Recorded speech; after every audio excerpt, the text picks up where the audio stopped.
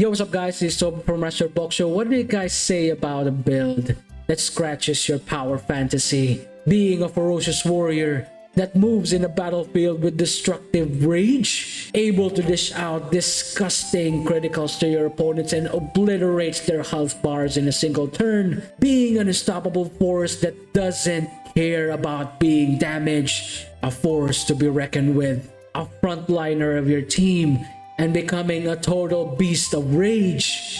If you're into a build that makes you an unstoppable juggernaut, this is the build for you. I'm talking about the Barbarian in my version called the Juggernaut. This build is actually inspired by one of the people in our community, and I hope you enjoy. Without further ado, let's get into it. Alright, here we are in our character creation screen. This is where we will be building the foundations of our unstoppable juggernaut. So we are going to be selecting from two of the most interesting races for the class. So I'm talking about the Githyanki. The Githyanki gives us astral knowledge, which gives us proficiency in any skill with us chosen ability until long rest, and also mage hand cantrip, as well as a race feature of base racial speed and martial prodigy, which gives us proficiencies in light and medium armor, as well as some proficiencies for short, long, and great sword. And the other one is the half orc, because this gives us base racial speed,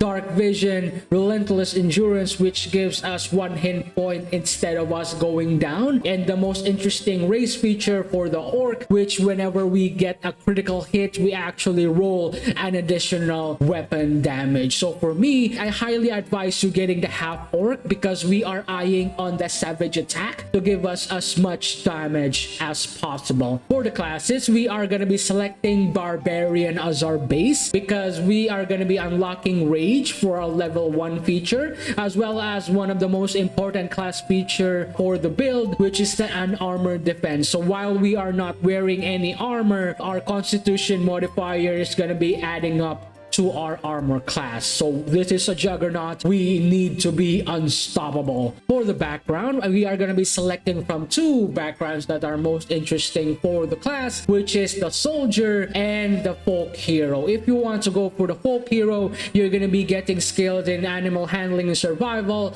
and for the soldier, and you're going to be getting additional proficiencies in athletics and intimidation. So I highly advise just go for the soldier. So for the abilities, I suggest this is the setup for the ability points. We are prioritizing strength and wisdom. Strength is for the melee attacks that we will be dishing out, especially in the early game, and wisdom for the multi-class that we will be introducing later on the build.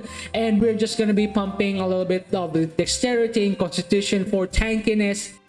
After character creation screen, we are now jumping into level 2 of our unstoppable juggernaut, which is the Barbarian. We just unlocked our danger sense, so we actually have advantages on dexterity saving throws, and we also unlock our reckless attack, which is really important because we get advantages on our attack rolls. Jumping into level 3, we are now going to be unlocking our subclass feature for our juggernaut, and we also unlock additional class features. The duration of our rage is now longer until long rest, and we get Bestial Heart. So Bestial Heart is a selection of beast features that we will be selecting from. The Bear Heart is really interesting because we can use Unrelenting Ferocity. All of the damages are sliced in half for 10 turns. Now for level 4, this is going to be really interesting for us because we are now introducing a new class to the mix. This is actually the time that we will be giving our juggernaut a really powerful upgrade in the form of a monk,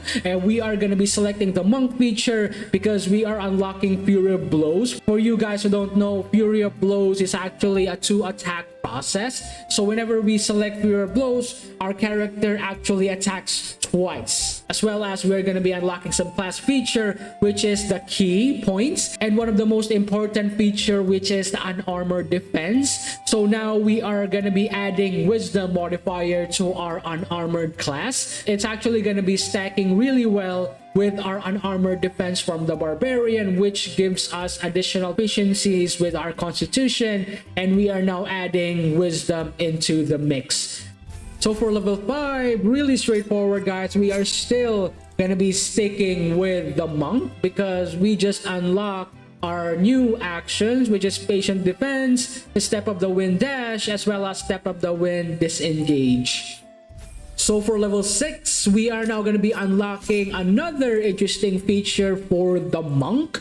We just unlock our subclass feature, Way of the Open Hand. We're going to be focusing on Way of the Open Hand because we just unlock action features, Pure Blows Topple, Stagger, and Push, which are really good CC and a really nice damage at that.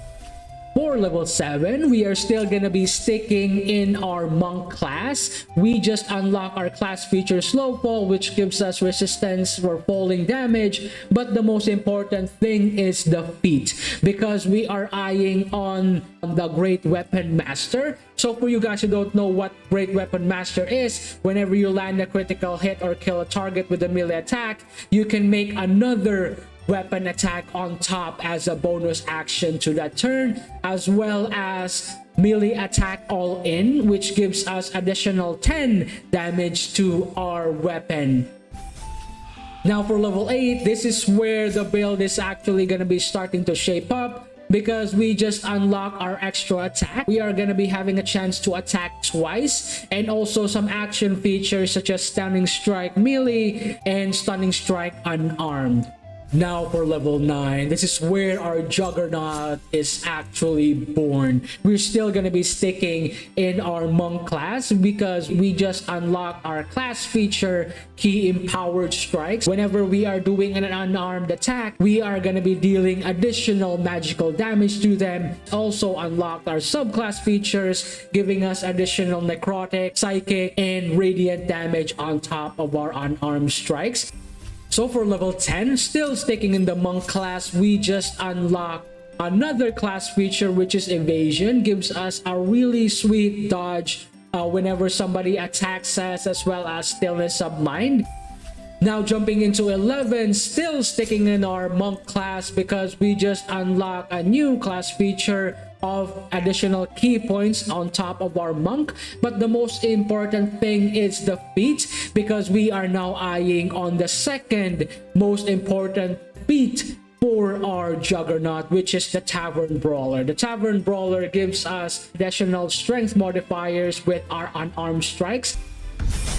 And finally, at level 12, this is where we are going to be getting freedom of movement or advanced unarmored movement, which doesn't give any penalty whenever we are going to be jumping around and attacking our enemies, as well as we get Key Resonation Punch, bonus action for Key Resonation Punch, as well as a Blast, which is a really nice AoE spell. Alright guys, I'm now going to be running you down about the item setup. It is really straightforward for us to itemize our unstoppable Juggernaut because we are just going to be relying on our unarmored defense, meaning unarmored defense constitution modifier as well as wisdom modifier. We just need items that aren't heavy and medium. And whenever we get to Act 3, we are going to be selecting from 3 items that are really good for the setup. If ever you just starting the game for the Juggernaut, you can just use the Everburn Blade. So after that, whatever two-handed sword or two-handed weapon that you can get, preferably a two-handed sword, so that it can synergize with our Swordmaster Glove, that's gonna be really good for the build. But whenever you reach Act 3, I highly advise you getting this item, which is the Horn of Berserker,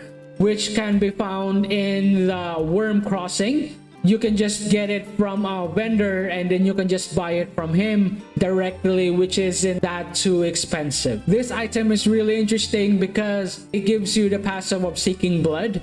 You gain an additional 2 bonus actions on your attack rolls whenever you're attacking creatures that are already damaged, as well as a passive that is Bloodthirst. For unarmed and melee attacks, you actually get 2 necrotic damage as long as you don't have your health bar full, as well as the penalty for this. If ever you're not attacking, you're gonna be getting 1 to 4 necrotic damage at the end of your turn. So this is gonna be working in synergy with our Bear Rage and and we actually need to keep attacking with our Juggernaut. For the second one, I highly advise you getting the Bone Spike. Whenever you get the chance to get to Act 3, you can just get it from a Draconic shopkeeper, and you can just buy it from her. I actually just stole it from her, but whenever you can just buy it if ever you have the gold. And finally, whenever you can, get this Barbarian Greatsword because it gives you the pass of a Giant Slayer. On hit, it doubles the damage from your strength modifier. This weapon will also grant you advantages against large, huge, and gargantuan enemies, as well as giving you the opportunity to become a giant. So this gives you additional 27 hit points and advantages to strength checks. You can get the Baldurian Giant Slayer from a really interesting side quest that reveals a lot of the story. I'm not going to be spoiling you guys about this side quest. It is a really good side quest lore-wise and explains a lot of stuff in Baldur's Gate 3. I'm gonna be posting the links below for you guys to see what are the locations for the other items that I discussed.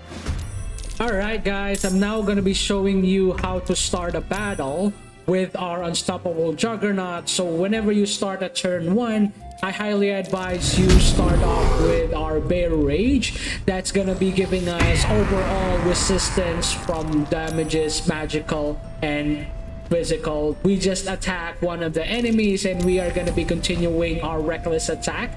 That's gonna be giving us chance to attack twice. All right.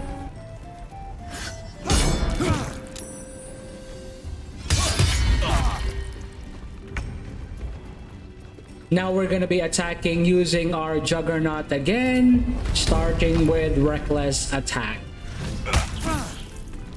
And we just got an extra attack using our main hand weapon. Now the enemy has just a little HP, so we're just gonna be tapping him with a pommel strike. Now he's dead. Now we're gonna be moving into another target. Again, we're gonna be starting off with reckless attack and destroy this enemy. Now he's dead. Another attack. Weapon all in. Now he's dead. Gonna be moving to another target. Gonna be using an unarmed strike. Now he's stunned.